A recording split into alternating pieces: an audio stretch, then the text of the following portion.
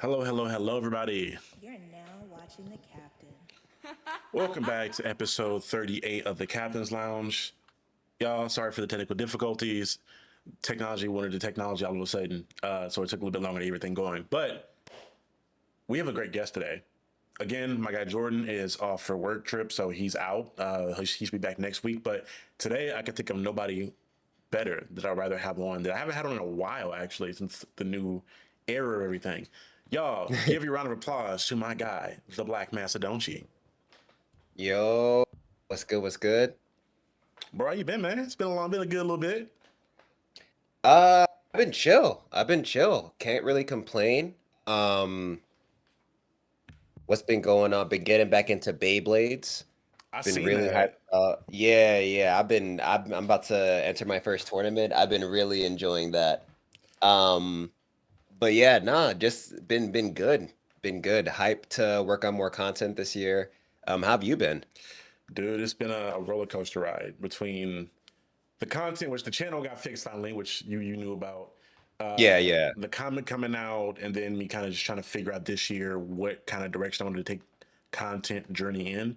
I think I found a Right, right. good solid direction so far, but trying to stay consistent with everything. So far so good. I can't complain too much. We thriving right now. Yeah, that's what we like to hear. But we brought you on for a few particular reasons, but one of which is a perspective that only you and a few other people have. You got to touch Resident Evil Requiem pretty early, for like a couple hours, right? Yeah. I got to how long was I playing? I think yeah, it was like a 3 hour set. Like they timed us and everything. We had to complete different sections in a certain amount of time. It was wild. Which again, congratulations to the Capcom. Like, I don't know if it was like a sponsorship or just a deal of what that was, but bro, I was like, look at my boy, look at my son.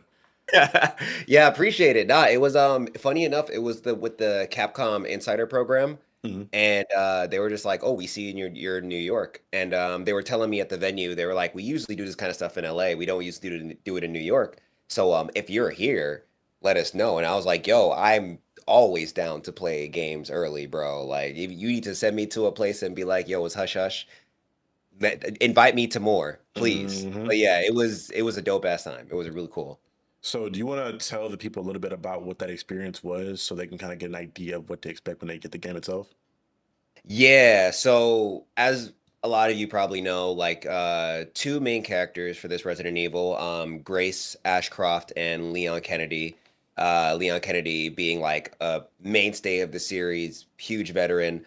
Um, I one of the biggest things that I noticed for horror game fans, they did a good job in giving differentiating the two characters by having one be super horror related while the other one is more like combat. So like Grace, for example, they had us play through the first person mode for most of her stuff. Hmm. And because you can hear her breathing excessively, because she's new to all this, she's not used to fighting infected and all that. You hear her breathing excessively. She's not strong like Leon. She's really slow. The same gun that you see him shooting with in that cutscene, he gives it to Grace later, and it blows her shit back. Like she can, if she shoots at something with it, she's done shooting for like a couple of minutes after that shot. So you could feel how weak she is with everything you do and with all the enemies that like run around the place. Like I feel like some of the hardest enemies I fought the demo section was in her mode because you can't really do much. You have to run away. You have to sneak around and stuff like that. But I feel like that Grace's portion of it is like how modern day horror games feel now. Um, like very like bump in the night type stuff. Like you might turn a Hmm. corner, run into something crazy. Like much more survival horror. Like you have limited bullets. While Leon, it's like you're playing. It's this is like a pocket thing, but it's like Resident Evil 6. It's Hmm. way more combat oriented. Leon has finishers for these zombies. He has a hatchet that he can like cut them up with. He can counter zombies. He can dodge and then attack them and all that stuff. So I feel like you get like a something that the person there told me about. It's like it's a nice mix of tension and release where as you're playing with Grace, it's a lot slower and it's a way more stressful. While with Leon, you get a little bit release with the tension because he can actually handle himself. You know, you're not safe from everything, but you just feel way more competent with Leon. I'm excited to see it. At least to feel it out myself. I played, I think, Resident Evil. I don't know if it was four. I know it's one of the remakes. And I enjoyed the more traditional like horror style that you probably see with Grace in regards to a little bit of the onus and the power you have kind of taken out of your hands to where you're more so trying to survive than fight back. But Yeah. I did see the gameplay for Leon, and I'm so interested in seeing what that feels like in itself because it looked a lot more like a traditional like action zombie game. Like I don't know if you played Dead Rising Right. at all, but it kind of felt like a little Dead Yeah, yeah. Rising-y.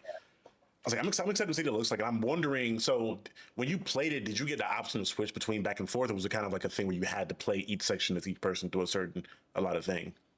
You had to play each section separately. I think the way they're gonna set it up is that you certain parts of the story are played with certain characters. Mm, So what the one thing that's really cool is that enemies that get killed by Leon stay dead in Grace's section and so on and so forth. So I noticed like once the first section I played, like it seemed like a early section in the game because Leon had just made it to the hotel. mm, Um, and it's a scene where he's like looking at his watch. It's like that whole scene where the doctor pulls up the chainsaw.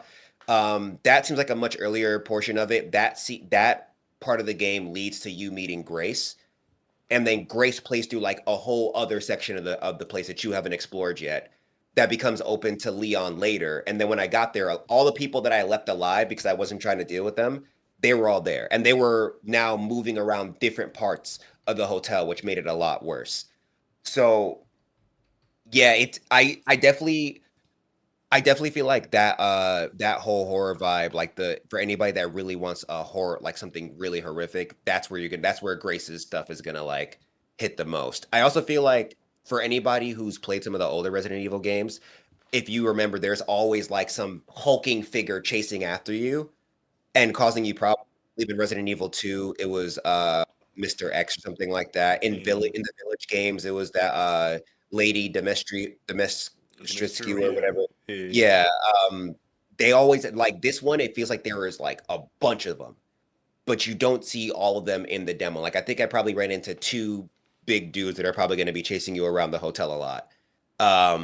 But yeah, nah, it's I will say Leon definitely does feel like Dead Rising a little bit, Mm, but if you increase the difficulty, because you still feel the weight in his movements, you can end up backing yourself into a corner by accident. mm. But still, compared to Grace, like there were times where I was just tanking zombie bites because I was like, it's okay, I'll get you on the run back. Like it was What is the progress? Is there a progression system for this? Like you get to upgrade Leon or like weapons as time goes on? If there is, I didn't see it. The only Mm, thing I can see that's like close to something like that is like there is a item creation system, so you could like craft different things. You could like collect blood samples that help you craft different items. Because I completely forgot to mention, Grace does have some stealth mechanics to her, so mm. she could sneak up on a zombie and hit them with an injection that kills them automatically. Um, but you have to collect different resources within the place to be able to craft that. And from what I can tell when I was playing, it seemed like they were trying to make it super, super rare. So you got to really pick and choose Mm. which zombie you're going to kill with Grace. While Leon, it seems to be more so like, are you willing to make the noise and cause other zombies to come to you? Or are you going to like maybe try to sneak around and not try to cause that much havoc? I saw Grace has like the option between first and third person mode, right? You can switch between the two. Yeah, I believe it. So that's they're gonna have it like that for both characters, from what I know. Mm. It's just they want to specifically show the first person for Grace because that's where all the fear really kicks in. And Right. honestly, with all the animations, I feel like Leon just works better in third person because like you want to see him throwing them Yeah. roundhouses, like that's his thing. But it just it's a lot easier to dodge when you could see where Leon's body is compared to the other zombies. Like the way they want you to play Grace, I completely understand why they portray it as first person. I'm gonna be real with you though. When they had me in first person for Grace part, switch that shit right back. I couldn't do it. I couldn't do it. It was too much. They were too close. They were too like I'll give them this. I never that was the strongest feeling of, oh, I'm in first person now I've ever gotten. Like Mm. I feel like I was so used to it with playing like FPS games and all that stuff. But in this game, you in there. they throw you in there. It could have been the vibe because like they were like, oh, should we turn off the lights? And I didn't want to be the person that's like, hey, don't do that. So they put me in a room by myself with the TV. Everybody had like their own booth with a computer. They put me in a room with the PS5 set up, turn off the lights, close the curtains so I couldn't see the outside world, and just said play and enjoy. And Oh wow, yeah, this is the move for you yeah, and everything. That's crazy. yeah. So terrifying. I could not even finish Grace's part. Because you don't do a lot of horror games in general, do you? Nah, they horror games. I just got used to horror movies. Horror games on paper, I should love them. On Mm, paper, they sound great. Like, and I've dabbled with another horror game called Soma. I messed around with this other game called No, I'm Not Human, I think is what it's called. But that game, I wouldn't really call that game scary. It was more like unsettling, which I can handle in some cases. But like, yeah, the jump scares and all that, those shake me to my core. So I avoided them up until like recently. I've been trying to like open myself up more to them because when I do play horror games outside of being scared, they're a fun time. The mm. story's usually pretty interesting. Like the twists are fire. It's like I playing them as like it reminds me why horror movies became so appealing to me recently. Mm. I feel like I love horror movies, but I feel like horror games have gotten so good at playing with your emotions and your fears. I'm like, I play them more so for content now. I don't play them as much by myself. Like I think, because I'm just like, all Yeah. right, the genuine reaction and fear you get from me on like in a recording, like, all right, cool, that's great content. People will love that. Cool. Me raising my blood pressure and my heart rate on purpose for that. I'm like, let me just not. Let me just. I'll Yeah. stick Pokemon for a little bit. Let me just breathe for a second. Yeah, right? Nah, I feel you. I see. I whenever the horror games that I did play on my own, I play with my girlfriend, so it made things a Mm, lot easier. But yeah, just playing it by myself, just for funsies, I don't know. I don't it's know tough. about that one, Chief. Like, I feel like that one, I gotta really, really, really mess with it. Like, I feel like it has to be a horror game with like some type of RPG elements, then I could get hooked. But like, nah, I don't care about the story as much to just sit there by myself and get scared by myself. Did they have you play with headphones on? Yes. So what was Yeah. that? What was that sound design like? I feel like that sound design with Grace especially was kind of crazy. Yo, that's the sound design is why I had to take it off of first person.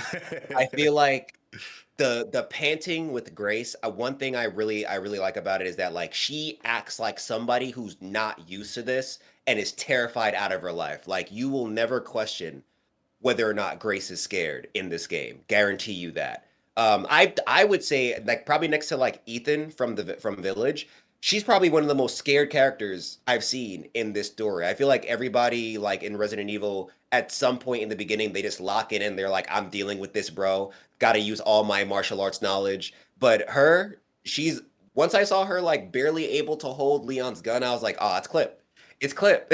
Yeah, the sound design because it's not only her panting, it's also the sound you hear so many sounds from different zombies around the area. So Mm. one thing I don't think this is new, but one thing I saw the devs mention in a like preview, they said that the zombies here now are meant to still kind of have a little bit of their psyche there, I saw that. which is yeah, which is why they're like there was a door. I don't know if it's a doorman or a butler or something like that who kept on turning off the lights Mm. and banging their head on the light and stuff like that. The hard thing about that, because of the sound and because of the movement, when I got to that part in the demo, I stayed still for a very long time. Cause his whole thing was like he was trying to turn off the lights wherever there was light. Hmm. I didn't notice that he was so focused on the light that he wasn't gonna turn around as I passed by him. So, Mm. like, just simply him making the different noises, and then on top of that, there was like a butcher around him as well. So you're hearing him saying, "Oh, light, light," banging his head on stuff, and then you hear somebody chopping meat, and you could hear the flesh splitting as he's chopping the meat from the other room, bro. It's too like they did a really, really good job. I feel like they took, because personally to me, like I was of the impression that Resident Evil was one of those horror games where it's like a beginner horror game. Like Mm. Resident Evil 2 wasn't that scary to me. I feel like it would be scary if you're more so afraid of seeing people get their bodies ripped apart. Mm. Um, but like because of the way the characters were built, Resident Evil wasn't as scary to me. But this game, Grace Ashcroft. Nah, like they learn from Village and they manage to build something that actually is super scary in the atmospheric sense. Like I feel like I like Village, I was scared to turn corners in Grace's section because of the sound design and because of like the little creaks and shit you would hear around the area. Yeah. That's, It I'm excited because I think it comes out on the 26th this month. 26. Yep. Yeah. Yep. I'm excited. I know you're probably streaming it, right? You know what's funny? I was not thinking about it before, but I feel like I kind of have to. You can't get the early access and not stream the game, man. Come on now. Yeah, like I'm like I was thinking I was like that would be mess up to Capcom, like, and I'm talking all this trash about. I'm like, yo, I'm about to make a video about this, like the lore, and this is crazy. Like I feel like I have to hit the folks with at least one stream. Um, but I feel like it'll be okay. I feel like it'll be okay. I'm still going in third person with Grace. I don't care what anybody says. I'm still going in third person, bro. I'm not, yo. Oh man, I ain't mad miss at me that. with that bullshit. That you're funny. What was I trying to get with the next? But yeah, y'all. That's the one I wanted to kind of, it'd be cool. It was cool. One again, congratulate because this is like this is the first game you've been able to get like early access to. Yeah, like at this level where they like bring me to a place to play it. Hmm. Yeah. That's cool as hell, dog. So Yeah, again, nah. congratulations on that, Thank you. and thank you for like telling the people about it because I was, what, I don't see too many creators like us to get to do that often. So, and the fact you're able to do that, it felt fun. It felt like, I was like, let For me real. ask him about this.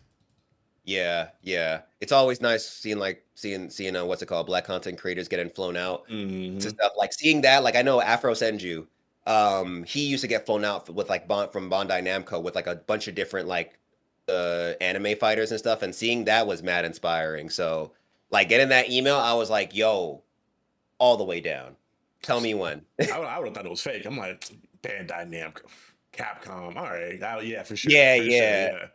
Nah, if it wasn't if it wasn't an email I recognized, I would have deleted it. Like, Hmm. yeah, that's the part that sucks about content creation now. All the scams. So let me to kind of switch gears. I wanted to ask you kind of again. I feel like I always pick your brain and just content stuff as a whole. But due to, all right, well, let me ask you this: are you up to date on any of the stuff going on with Comics Explained right now? So Rob. A little bit. Like I didn't watch. I saw like a lot of the controversy, like most of the posts that people Hmm. were posting about for the video.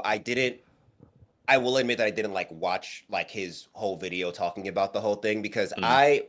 I'll be real, I always saw Comics Explained as a rest in peace to his soul, comic historian. I always saw him as like a weaker Version of comic Bennett. Yeah, historian. yeah, yeah. Yeah, like I would go to comic historian first, and if on the off chance there was something that he didn't cover, that uh Comics Explained did, then maybe I'd move over to Comics Explained. But I don't know, I just didn't really feel the immersion with Comics Explained. But yeah, seeing what's going on with that, I mean, I guess I could. Can you explain more of it? Because I feel like I don't fully know. I So don't have the full picture. for everybody that wants the full timeline starts with somebody on Twitter randomly firing a shot because they're noticing that Rob isn't posting anything during Black History Month that's centering Black characters or Black stories, Black creators that make comics. Which you would think Black History Month, you're a Black dude, you would do something of that, especially you married to a Black woman, you do something of that nature. Right, right. Granted, to that point, he's never really done a lot of that on the channel in general. The most you'll see is Blue Marvel stuff from back in the day, or he'll drop stuff that is in relation to a show or a movie coming out, so it benefits him algorithmically. So the guy showed up, he was like, "Hey, he's a raccoon because he's not posting any of this stuff." I came at him hard, and then you saw Rob, pop the response, and he's like, "Oh, he doesn't know," and all his fans, what happened now, da da da. Da. And then you started to see a lot of other people kind of like look through his channel and kind of notice like, "Oh yeah, he doesn't really post a lot of Black stuff at all."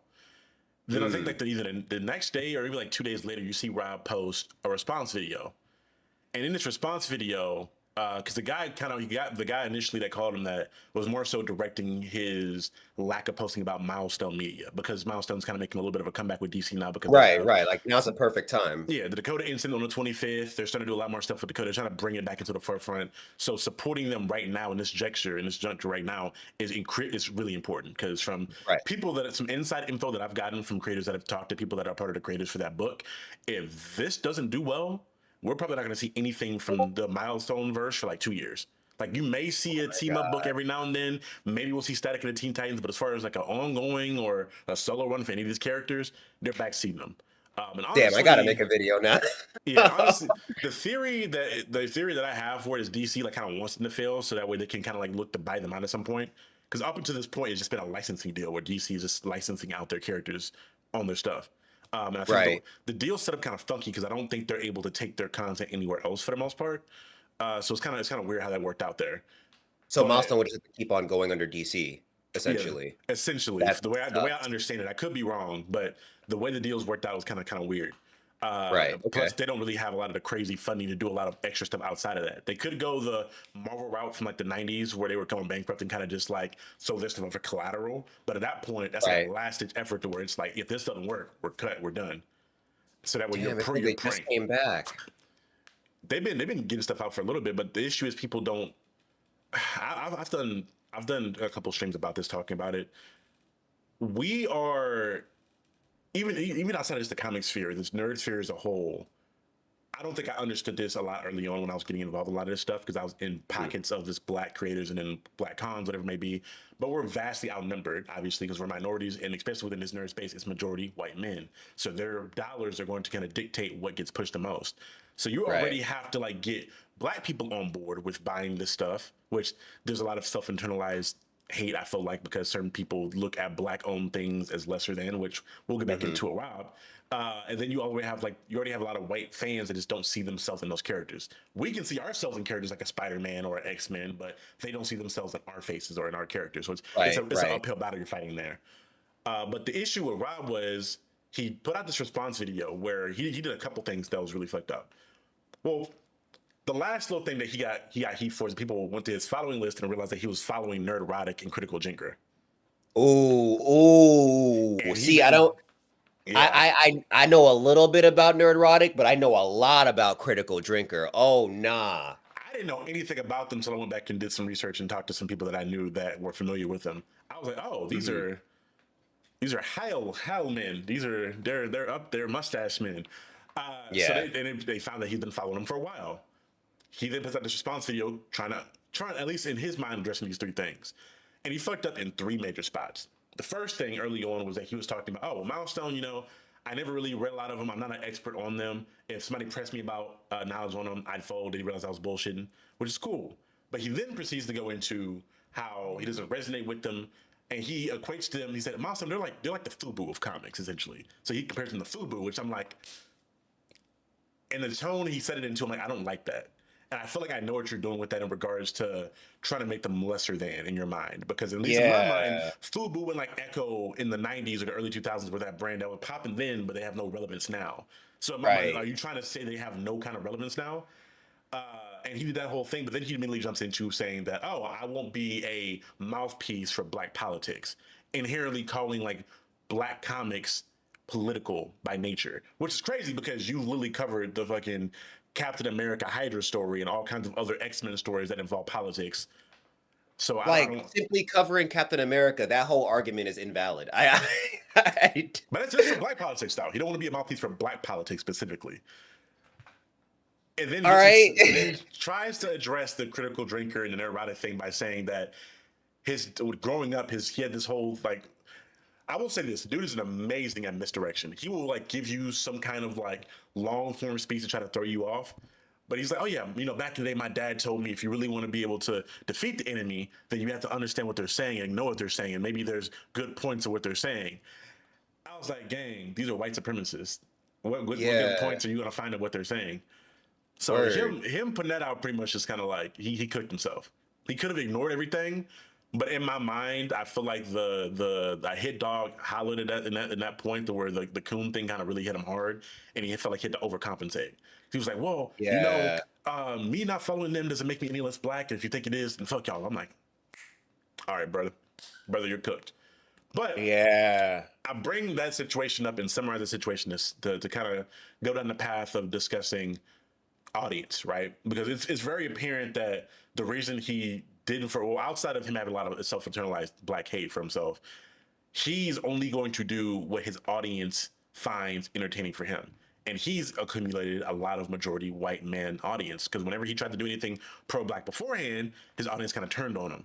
So I'm curious about, like, did you have any issues early on or maybe at a certain point with like noticing the kind of audience you curated, or how did you go about making sure that you kept your audience as much as you could to a certain, we'll say, respectable place? Maybe it's not like a majority black audience, but at least people that are respectable. Because I feel like it's kind of tough you can't really dictate who's going to be fans of your content. Right. Yeah, no. Oh yeah, for sure. Because I definitely had moments in like past Honest Gaming History videos or just like in past videos. Like I know one big thing for my channel before, after every video I had hashtag Black Lives Matter on the corner. And that caused a whole bunch of fuss. I remember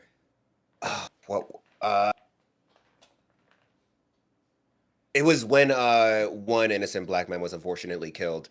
And I had a message about it in another video, and then people like came at me for getting political in a video that's supposed to be about friendliness and video games and whatever. So I've definitely had those moments where I've seen like bits and like people that I would say like I thought like watched me for a while and watched me for like the person that I am. Like I definitely had moments where like my audience kind of like parts of my audience showed their true colors. And in those moments, honestly, I feel like it's better for me to double down on who I am as a person. Because like there is the whole aspect of like, oh yeah, you don't want to piss your fans off because then they might not like they might stop following you and stuff like that. But like I feel like it's very important as a creator to double down on your moral standings and who you are as a person, so that you don't I don't think you're supposed to be separating that at all. Some people be like, oh, I'm a transform when I'm on stream and do whatever the fans want. But I think there needs to be a huge line before doing that, because then you're gonna start attracting people that you don't actually vibe with. I feel like that's what leads to some people end up grifting, because they try to play up and be this everyman, and then they end up getting a bunch of like misogynistic people or like what's it called, white supremacist people that are down for their content, but they have these other really messed up, deep rooted what's it called, ideologies that you don't even realize yet until you might say one thing and they like come at you for saying that one thing, like, oh, I like this female protagonist. You did, but they're terrible. Like I've had moments like that where people outed themselves. Like one thing that happened a lot was, especially when I started showing myself more on screen, I've had like multiple people come at me being like, oh, you're wearing mascara. I'm not watching your video because you're wearing mascara. So it's like you're putting the shoe on. Like because even if I was wearing mascara, okay, like you're not gonna watch somebody because they're wearing mascara, bro. You're like it stops at that. Like, God forbid I decided to paint my nails for a video. Like, God forbid I like, they be on your ass yeah, about that. like, yeah. So it's like, it's in those moments, I feel like I'm like, okay, good. The cleanse was needed. Like, you shouldn't have been here to begin with. Because the last thing I want to do is, and I think that's why I'm happy about streaming. Because like in those moments where I do catch somebody saying something wild, I could quickly be like, nah, we don't do that here. But yeah, I feel like you have to double down those kind of things. If you're a creator and you don't stand on something, like I noticed what's happening a lot now is that creators would be asked like, oh, how do you feel about what's going on in America right now? And they're very like fence sittery with their response. And it's not like they can't just simply say, I'm on here, I'm here, or I'm here. And I feel like in like the situation that's going on with the country, you have to be clear with it, because if you're not clear with it, you're not educating yourself. But yeah, you got to stand on shit. You got to stand on business, as they say. You have your set ideologies and you make that known. Now, granted, I feel like once those get to like a bad point, then you need to stray away from whatever creator you're following, like someone like Asmongold, for example. Like if they're standing on business as being the menace that they are to society, leave. But nah, I feel like when you have a good head on your shoulders, you are even more inclined to like talk about that kind of stuff with your audience. At least even if they don't listen, at least so they know. Because the last thing I want, once again, is somebody to get it twisted and say some crazy shit and think I'm down. Mm-hmm. It's sad, man, because I've seen at least the last like 4 or 5 years. I've seen like a handful of creators that like I watched. Again, I was a YouTube baby growing up. Like I watched Yeah. you, Ernie, a lot of different other creators. Like before I even thought about doing content, I watched a lot of it growing up. So seeing creators that I watched that kind of looked up to in a lot of different aspects take that grift, I was like, ugh, man, Yeah. this is tough. Like Star Wars 3 was another one. I loved his channel beforehand. I'm like, oh, Star Wars, he does great stuff. But then I would notice like certain people in his chat would get real weird about certain grifty stuff, and he would allow it initially. He wouldn't say anything to address it. He just allowed it to happen and like chuckle at it. Right. And then he would start endorsing it. Once around, I think once we got to like the acolyte, and you saw a lot of people like tweaking out because black women is at the center stage and they have a Asian. Like all the main cast tend to be people of color. So they're tweaking out about it. And when I saw him go full right, I'm like, okay, cool. I'm just it's crazy because you're gonna see at the end of the day that that's gonna run out, and you're gonna be because those type of fans and that type of audience, they're not gonna stay around forever because they can only be mad for so long. Yeah. And going the route of having morals and ethics, it's gonna be a lot longer of a climb to where you want to be at. But I feel like once you have that, it's gonna be your audience is so much more strong in that aspect, where people are willing to see your points. We talked about it a while back in regards to like your transition from doing the Xenoverse 2 stuff to other content and having that kind of like dip off of having to kind of rebrand yourself. I feel like if you build up that solid audience with who you are, they come for you, then you can have that transition a lot smoother because they're there for you at the end of the day, not for what you provide or the image you provide. And you see, and I'm not against the idea of being a little bit performative on camera because I understand everybody's going to be on camera a heightened version of themselves. Oh yeah, yeah. Or of even course. if you want to go with the Mr. Well, not Miss. I mean, not the Mr. Beast, right? What's Buddy's name? He's been outed as a PDF file now. Dr. Disrespect. Like if you wanted to go, like, if you want to go like be a full other persona on camera, cool, I get that, but you need to make sure that your morals and your ethics remain no matter who you're portraying yourself on camera. Because if you don't, then to your point, when you're a token, I think Ernie said this perfectly. If you want to be a token, cool, but understand tokens only exist. The only meaning in existence is to get spent, and you will get spent if you're a token at some point. Yeah. It's sad to see because I feel like I've been, especially in a lot of recent videos where I've been feeling like I'm damn Dr. Umar at a certain point. I've been like hella black pain this, black whatever this, especially with DC and Marvel. And I've had certain people say certain stuff. Hide from channel. I'm quick to fucking ban people because I just again, I want people that are in the channel or in the space to feel safe. I'm seeing. I'm also understanding, and you could probably speak to this too. How many people don't read or don't have a lot of media literacy? Or bare minimum, they'll see a title of your video and immediately jump into the comments trying to disprove what you're saying without watching what you said. Because a lot of people be like, "Oh, well, this is that." Buddy, I said that in the first 30 seconds of the video. You didn't watch it, or you weren't understanding what I said. And I'm not. I don't feel like I'm saying things at this like academic level that's unperceivable to the regular man. I'm saying things in a regular tone and a regular verbiage that you should be able to understand, but they're just not trying to. I don't know if it's they're not trying to, they can't because they're not literate, or media literacy is just dead. It's so one of the three. Like the comment section for when you get a video that do well, the comment section is really odd. It's really odd. Yeah, no, I completely agree. It's funny because I was talking to my girlfriend and one of my friends about this. I really think media literacy is dying. I don't think it's completely gone, but I think it's dying. I think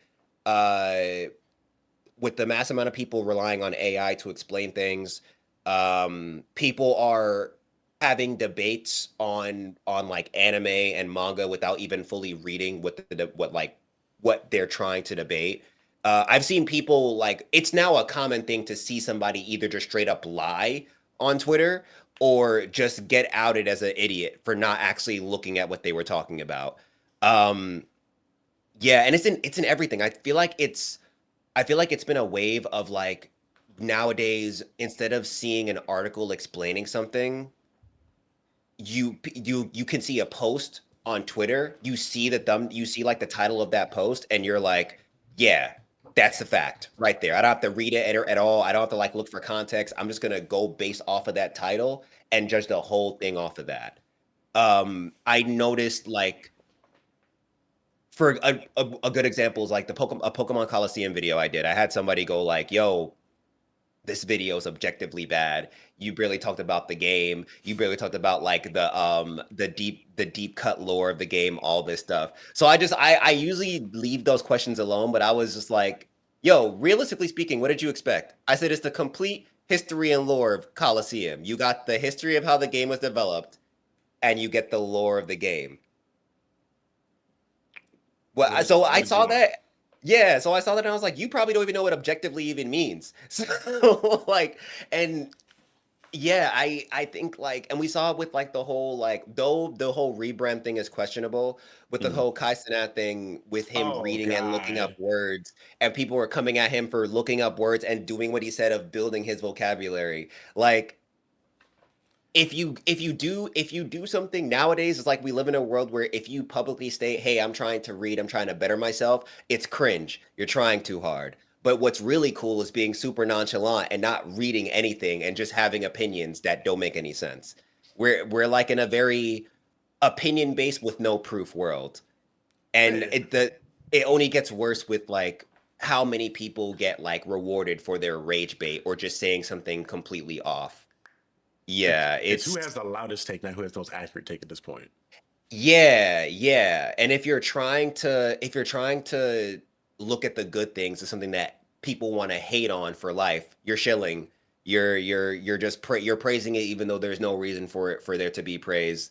I remember for Pokemon Legends EA, I made a this is another sign where I saw like the true colors of my audience. I put up a post saying, "Yo, I love this game." And I had more comments saying, "Oh, Nintendo's paying you to say this stuff, bro. You're really paid." Like I've never got like people were really telling me that they were disappointed in me for enjoying a Pokemon game, for using my hard-earned money to buy myself a Switch 2 and buying a Brother. Pokemon game. Like I yeah, it's like you said, it's about having the loudest opinion. Like reading is uncool. Why would you read when you can just say shit?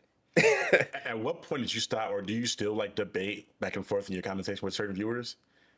Oh no. No, no, no, no, no, no. Unless they have an opinion that shows that they actually listened or have or maybe like they heard a take that I had and they were like, actually no, this is how it is." Like I would pay attention to that because there are definitely times where like I might have gotten something wrong, I might have misinterpreted something, and people come in a friendly way and say, "Hey, nice video, but this is Hmm. incorrect." And I'm like, "Oh, thank you." And I'll probably put like an edit in the description or something like that. But like moment I see the hate start to boil as the comment starts, because like you could always hear the actually coming in the comment. Like you could always sense it. It's like you something about how it's written. It's like, I know you're about to say something stupid, talking about how I didn't do this or how I didn't do that. Yeah.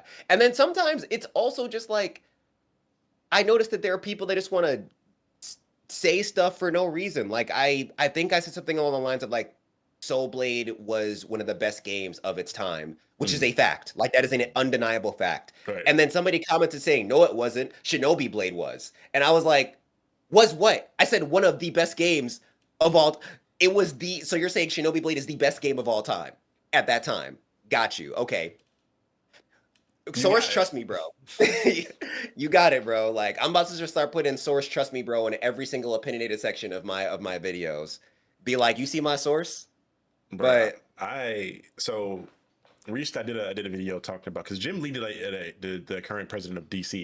He did some kind of interview with with a Japanese publication, and he essentially came with the opinion of saying that he believed that manga and anime had a flavor that Western comics didn't because they had a lot more genres and whatever it may be. right, I caught him out of touch because when you read comics, of any sort outside of Marvel and DC, you see those flavors. You see the horror comics, you see the slice of life comics, you see sci-fi, you see all that different stuff. So I'm looking at Jim Lee Yeah. like, okay, brother, you're either out of touch or you don't want to take accountability for what you've done. Because if Cape Comics are not having all this stuff in this because you didn't greenlight it, which again, keep in Yeah. mind that he's also the person that had like Vertigo or Wildstorm was the comic a company he sold. He got rid of that stuff. So a lot of that is, so I called him out of Mm. touch, and I was kind of like going through why I thought it was an issue. But one part of the video I specifically touched on was the idea of like anime and manga are not without issues. And again, this is something Oh, that yeah. adamantly watches both. Like, bro, 90% of people that watch anime are watching shonen anime. Most of those people aren't even reading the manga; they're just watching the anime for that sense. And then when you're looking at the amount of isekai that there are, again, I love isekai. I found isekai like 4 years ago. I was binging them religiously. I love them, Yeah. but there's an overabundance of them, and it makes too many of them. So I'm like, if we want to kind Yeah. of keep that same energy there, and then if you look at recently with the amount of manga that have ended that had fan bases up in outrage by how they ended. Yeah. Like with My Hero ended, AOT, JJK, like people hated the ending for them to the point they were Mhm. saying they could write the ending better than the mangaka themselves. So I'm like, they're not without issues, and it's literally just the same issue, but in a different language and a different culture. The Yeah. only bail I gave him in that video was the factor that he mentioned how in Japan they view manga as a important literary source. In America, I think people still view comics as a childish type of an inferior type of medium to read through. But the people in the Right. comment section, oh well, he's objectively right. There aren't any comics that do X, Y, and Z. One dude was like, there aren't any comics outside of Hero Cape comics, or that draw interest like that. I gave him 5 of the best-selling comics this past year and of all time. Oh, those aren't even drawing interest like that. I read those, brother. No, you didn't. No, you didn't. No, you didn't. Lying between his I teeth, can bro. tell you're lying. If I ask you this, what's the phrase? Like, if everybody's argument is usually 3 questions away from falling apart. But I don't know Yeah. what it was. Maybe it was just because I was like bored. I don't know, or maybe I just got off on arguing at a certain point. I'm working on not debating with stupid people in the comment section. Yeah. Rather, sometimes I'd be like, you know what, I got time today. Let's do it. Let's go. Yeah. Why not?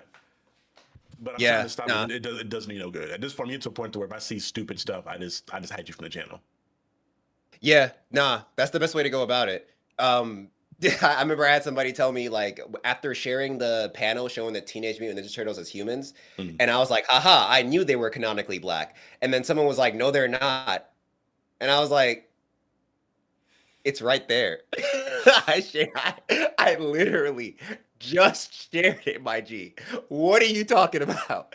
But yeah, nah, to what you were saying about Jim Lee, but no, I completely agree. I feel like I was of that realm a while ago before I actually gave comics a try. Mm.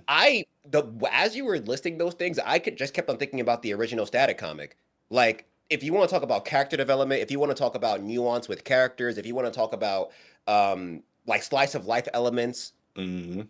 actual heartfelt lessons that could teach you something relevant, Static had all that. And it was it was an actual ongoing story. Like, sure, you had your little one-off monster of the day chapters and stuff, but overall, Static's growth continued. Like, it wasn't like, especially the whole arc with Richie and stuff. Like, if you want to talk about character growth, you could just go through all those issues where he was having trouble with understanding Richie for who he was. What's his Mhm. name? No, Ricky. But yeah, nah, it's really sad that someone like Jim Lee would say something like that, because it's like, you're that deep in the comic book world, and you're like, of course, because people are like, it's the legend Jim Lee. I gotta agree with him. He knows this stuff more than I do. Of course, there are probably going to be people that agree with him, but you're right, because of the because a lot, like you said, a lot of anime and manga fans only really care about shonen. And one, the sad part, they don't even care about the shonen for like the aspects that make shonen important, the aspects of like following your dreams, never giving up, Yeah.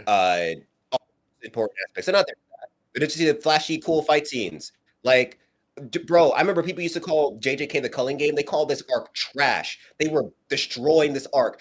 The anime came out. Now we get cool, flashy lights. Everybody's like, yo, this is amazing. Best arc in JJK. Son, technically speaking, like, sure, don't get me wrong. I'm having a great time too. Nothing has happened yet. Nothing, like, Literally, nothing. This has been Like- carried Maki on. It's been carried on her fucking back for weeks. That's what I'm like. If we were to revisit this, I feel like my opinions about Maki's episode would still be the same, but like if we're being real, nothing has truly happened yet. The culling game started kind of, but we haven't really gotten into it. Um, there are so many and like there's stuff like Demon Slayer to me where it's like people hype it up so much, it has so much love, but to me the story's I feel like I've seen it before. It's Mm. cool to look at, but there's nothing that really gravitates me towards the characters. And that's a curse of a lot of different shonen out there that kind of feel like a copy and paste of things that already exist.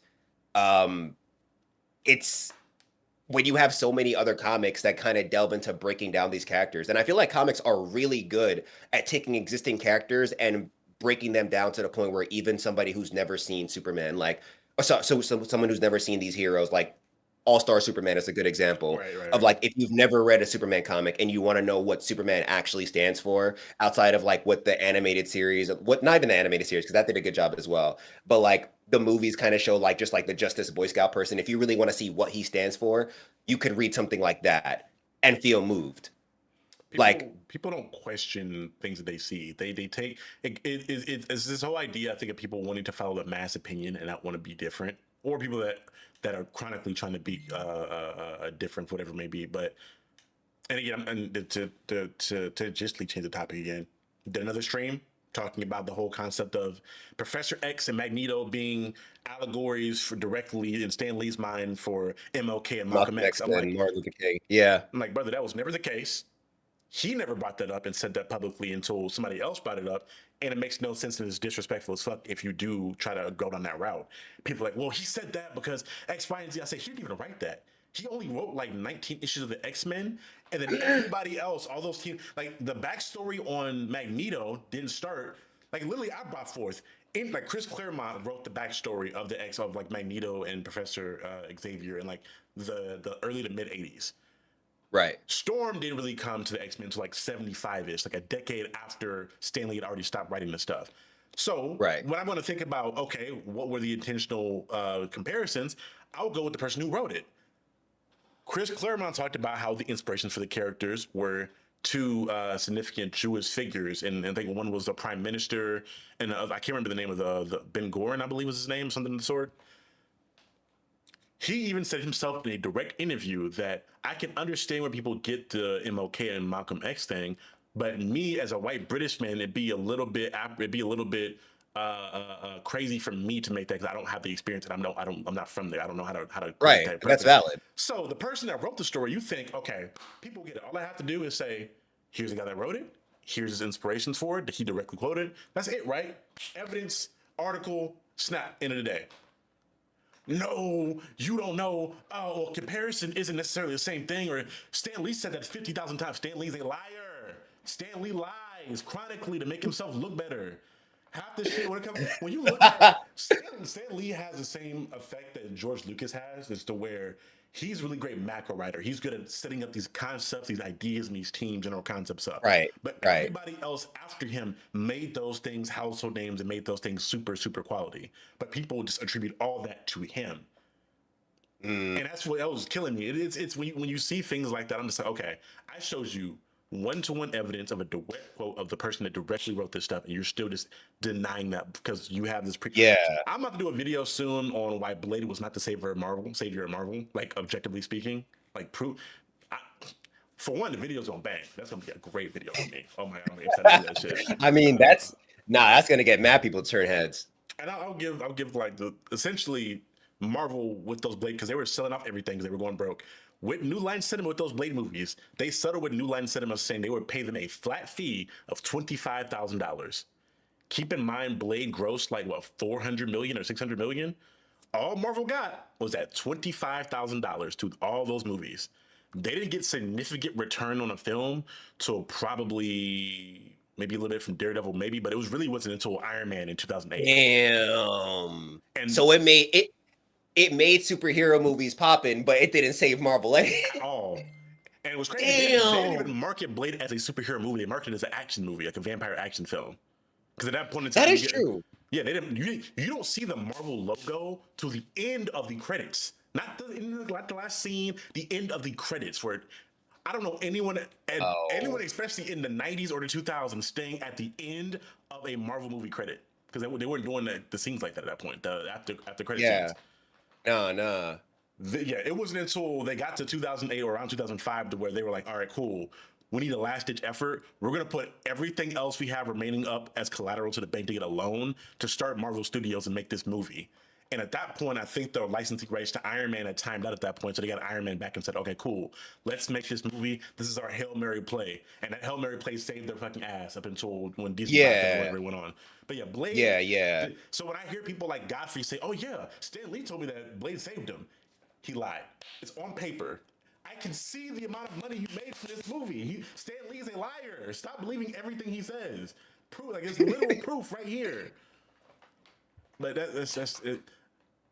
I gotta stop arguing with people in the comment section because I get to that Yeah. point where you can show them a literal proof, literal sources. They'll be like, oh well, sources, you have the proof for it? Show it to them.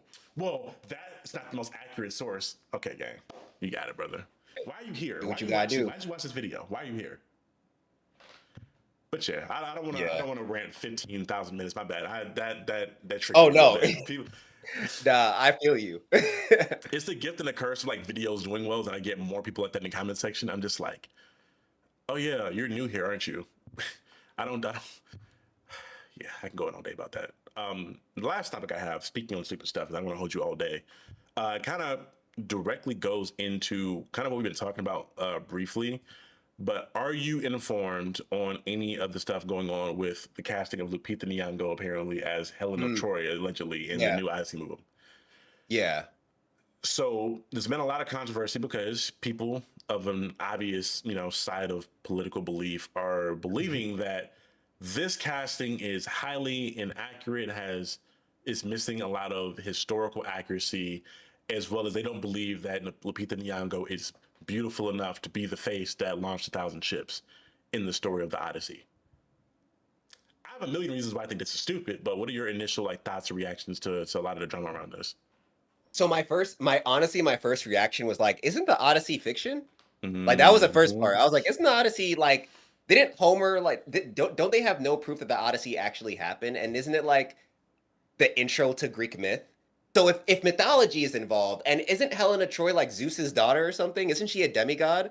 So I was just like, okay, the whole like, oh, she can't be a black thing, I think that's dumb because like this is a story, bro. One. Two, before anybody starts coming at that, I'm gonna need you to pay respect to all the different times in East Asian films when you fill that shit up with white actors that had no reason being there. That's the first thing I thought about when I saw these people getting mad. I was like, okay, so y'all could be in Great Wall, all this shit, 47 Ronin. Apparently, I did not know this. Apparently Keanu Reeves is like part Asian. I didn't know. I didn't know he was part. Interesting. Yeah, somebody because I brought that up in a video. They were like, "Oh, Keanu Reeves is part." I'm like, I guess I could kind of see it, but that looks like a. Yeah, a little bit. Even then, they portrayed him as a white baby in the movie, so that's kind of like Yeah, it is what it yeah. is. I don't know. Like I saw that and I was like, come on, bro. This is really the whole and also like the whole beautiful thing. I was like, Lupita's beautiful as hell, bro. What are you talking about? Like I saw the quotes that they were saying, like a specific quote, they were like, her face was it was a face that was so beautiful it could move ships. And I was like, I mean, I don't know what y'all you gonna looking tell at. me they're not like I and also, I remember I watched a video by Birdman talking about the situation as well, and he Mm, mentioned something that I thought was very interesting. He mentioned how a lot because the Odyssey is a big ass poem, a lot of the phrasing and stuff is meant to be poetic. It's not meant to be like a direct like mm, description of how she is. So like a lot of, and I was even googling it later. I saw that there's not really a concrete description of how she looks. So I was just like, okay, there is no reason for her not to be black. I don't see a problem with her being black. There is what's it called? So far from what I can tell we don't have an actual description of who she is. I feel like and some of the people that were getting mad, I saw they were trying to say that the Odyssey actually happened and I was like, where is this coming from? This is a true story. I've never seen Cyclops bones. Keep in mind that Helen of Troy was supposedly born from a goose egg or swan egg. So we're saying that it really So what happened, are but we she even You want me to believe that Zeus came down as a swan, had sex with a woman, and then had this child from a Okay, cool, got it. You good? Bro, Hades, like I think of the game Hades. Hades, his wasn't his skin like charcoal or something like that? I think so. Yeah, like they Hades took mad liberties with how they depicted the Greek gods, and I saw no complaints. These Christopher Nolan Oh yeah, no one. is Yeah, the yeah, homie's doing a story, doing a interpretation of a fictional story. He can take liberties with characters that don't have. Well, granted, if there was something for Helena Troy that was like maybe there was like this great tragedy, like how you can't just make Miles Morales white, or you can't just make Black Panther white. Like if there yeah. was something to her story Like culturally that speaking. tied her, Yeah. yeah, culturally speaking, that was important for. Like I could understand that, but with this dynamic, it's mythology, bro. Like it's myth. It's in the. It's like what are we complaining about? Like this is what we're gonna get mad about. And another thing that he mentioned, he said that like Birdman was like, "Yo, none of the cast is Greek anyway. Like one of the characters is like Jewish." I'm pretty sure So John Bernthal. Like, I know for a fact. I think he's like Irish, maybe, or like yeah, Scottish. Yeah. yeah, yeah. He's like the what's his name? Tom Holland is from England. Like, what are we talking about? Like, what are finding any reason to complain? We got all this crazy stuff going on in the world. We got these files out here and all this stuff, and people want to complain about Lupita being chosen as Helen of Troy.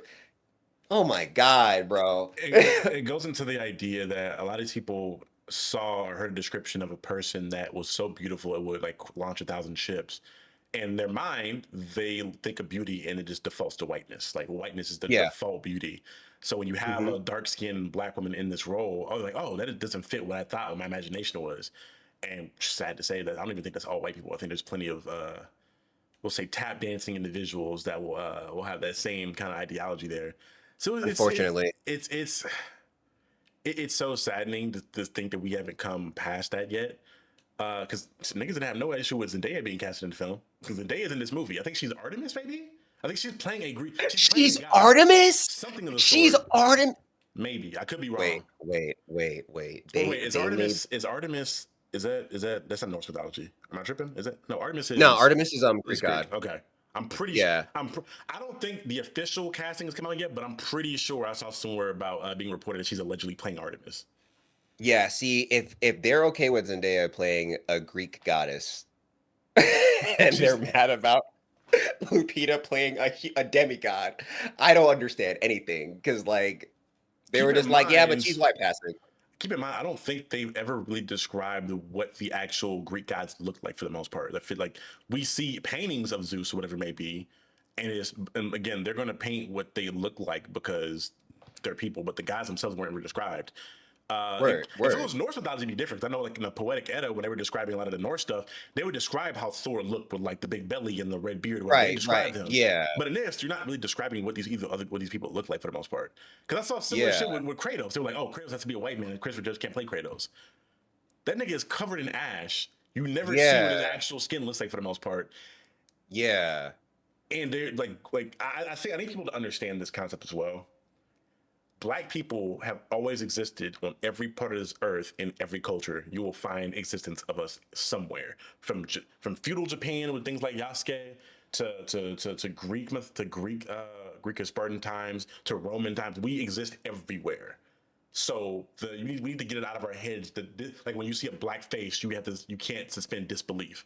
Or we saw the shit with the Targaryens when it came to the House of the Dragon. There's a whole clan of black people. Brother, did you not read the book where he described them? Like, or the I think Valerians. It's not the Targaryens, Valerians, I think. Whatever it is. yeah, I think it's because like since the whole concept of race has ruined people's idea of like what actually causes our skin color to change and like how that like it all started from where we were all born, bro. Like this whole race thing is a made up concept from white people. So like to make them feel more special. So it's like the more I hear like the anger towards stuff like this, I'm just like, even if we want to be historically accurate, I could still see black people being over there because one, what's it called? Alexander the Great, was he from Greece or was he from Rome? Alexander the Great he was a Roman conqueror, but I think he may have been Greek, possibly. I know the Great since he conquered a lot of places, but I remember didn't he go to like Egypt and like didn't he marry Cleopatra or something like that? Yeah. He was conquering for Rome. He was Yeah, working for Rome as a conqueror. But I'm pretty I think he did give it to Cleopatra because he assisted or she assisted with the taking over of Egypt at that point in time. Up until the point yeah, they literally stabbed brother in the back, but that's a whole different conversation. yeah. But like black people have been involved in so many different facets of history that like it doesn't sound too far off for there to be black people around Greece or black people around different areas. Like these guys have been traveling. Oh yeah, Like, they don't think the Egyptians are black at all because did you see fucking gods of Egypt? yeah, I mean, yeah, we had Chadwick Boseman as a god, but all these other Egyptian gods are all white people. Interesting. yeah. I had so many questions. As a kid, I had so many. I was like, wait a minute, isn't that in Africa? What's going on here? Yeah, it's another culprit of like them whitewashing the cast and being like, hey, this place takes place in Egypt, right? All white cast. I don't know, Like, man. I heard somebody like bring the analogy, and I thought it was an amazing one. I think it was Straw Hat Goofy. Shout out to him. He was like, there's a bucket of black representation that exists against an entire ocean of the white bits of representation. You're yeah, mad that we took a drop from the even if let's say even if there were like accurate depictions of white people in that way, you're mad that we took a drop out of the ocean and put it in this bucket, and you want us to take from the bucket and put it in the ocean. Like come on, bro. What are we doing here? yeah, What are we doing? yeah. It's sick. But It's sick. it's diabolical. Yeah. But before we get up out of here, a few things to break up because we mentioned it earlier. But for people that aren't aware, Milestone is making a return with the Dakota incident on the 25th. Pre-order and final cutoff for it has ended already, so you can't do that. But please. So another thing I want people to understand as far as concepts go for future reference. When you see a book coming out and you want to support that book to ensure it continues to go on and doesn't get canceled, you have to pre-order. You have to go to your shop and set up a pull box and say, hey, I want this book when it comes out. Because Marvel and DC, they take interest in regards to products based off of what the shops order. And the shops only order off of what pre-orders look like. So if you don't Mhm. pre-order a book and they're just going to assume, oh, we're not going to get a lot of sales for this book, so we'll only order a minute amount of it. So then Marvel takes that as, oh, we're not going to be able to move these books, so we're not going to print 50,000 books if there's only a demand for 1,000 of them. Those are how books get canceled really early on. If you have not pre-ordered yet, what you can do to help is to buy a shit ton of books or encourage people to buy a shit ton of books so that your shop has to go and order again and again and again. Because we saw with Absolute Batman. Initially, Absolute Batman was only supposed to be like a 5-issue limited run, but that shit sold so well and shops were demanding so That many shit's going so many orders of it. crazy. Now we're on print like 15 of it. So you have to go out and support the things you want to succeed as far as that goes. So I don't think Marvel and DC really, or I don't think any publisher for the most part makes people understand how like final cutoff days and pre-orders work. I think I've just recorded a video for that, so I'll put that out soon. But please go support that book if you have not. If you want to see more Milestone around, you got to go buy that book because if this isn't so, I've heard this from the writers themselves, the artists themselves. This shit is going to be shelved into the shadow realm for a couple years until we see another icon or static or whatever. We're not going to see them. Yeah. But yeah, as far as church announcements, well, plug whatever you got first, whatever you have going on. For anybody that's looking for like a little primer on the Resident Evil lore, not a full recap, not nothing crazy like that. I feel like I'm gonna have to do that one day though. But if you're looking to play Resident Evil Requiem, check out my channel, the Black Mastadonte, sometime next week, the week after next week, I don't know. I'm gonna be doing like a quick like all the lore you need to know for Resident Evil Requiem. For those interested in that. It's gonna be exciting. Outside of that, I'm gonna be playing it too, so check me out there. Yeah, nah, that's about everything. Yeah, once you go to the main channel, that's pretty much the source for all Black Mastodonte content. Yeah, go support. I think I have your channel linked in the title of the video, so you guys can just like literally just click that hyperlink. It'll take you directly to his channel. Again, Yep. amazing creator. It's gonna make you feel old, but I've legit been watching you since I was in high school. So I can vouch for the quality of the content. Bros like that. As far as other stuff, again, if you guys want to, if you made it this far into the stream, you probably like this. So do me a favor and like it, subscribe to the channel. And if you guys want to support me in any other endeavors, right now, Reaper issue 1 is out and available for anybody that wants to purchase that book and take a look at it. Issue 2 is currently under production. We are finishing up the inking phase soon. And the Kickstarter for that is also going to be in the description below if you guys want to support that through that way. I'm blessed that people have bought it and read as much as they read and gave me the kind words and the reviews on it that they've given me. And it's dope to be able to do that and work with who I've worked with to get this book done. So again, if you guys are interested, check that out. You can buy it for the main book. Just go to the link below or just type in LilyEchelonGraphicNovels.com. You can buy a digital issue for like $5 or $7.99 for a physical one, depending on whatever cover you want. But that's pretty much it for me. To the people that are here in the chat, the new faces, Wicked Zombie Digi King, appreciate you, Big Bob. Appreciate, thanks for coming in. You are, at least in my mind, I believe you're a new face. I haven't seen you around too often the last couple streams. But for people that are new to this is the Captain's Lounge. This is where every Tuesday, 8:00 p.m. I've been trying to stay consistent with it all year. We've been able to do that so far.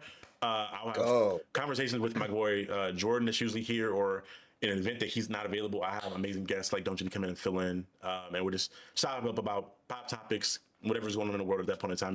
It's a way for me to talk about certain things that are going on without me having to worry about researching, or I will do still the research, but without me having to get an in-depth video essay done on a topic and wait for the editing, whatever it may be. I can just directly speak on certain topics after kind of reading into it. This is episode 38 that we've done so far. All the other, so I do 2 streams a week. This Tuesday and then Sundays will be Pull List Therapy, where it'll be this mostly comic book stuff. Me and my homegirl, Dr. Kira Knight, will be covering what we've been reading throughout the week and other, things around the comic book universe, whatever it may be that we want to discuss. So if you guys want to pop in for that, that'll be Sunday at 9 p.m. Eastern. But that's it. You guys can expect those 2 streams every week, and then you'll have videos that'll drop here and there. I think the next big video you guys can expect will be either tomorrow or maybe we'll see. I probably am getting a video up tomorrow afternoon.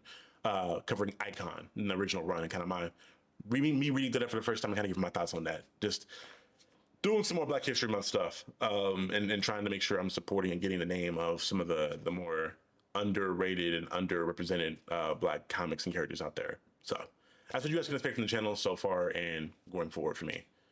But again, thank y'all so much for pulling up. This has been episode 38 of the Captain's Lounge. Y'all, I need y'all to remember forever and always. You're now watching the Captain. We'll see y'all next time. Peace out.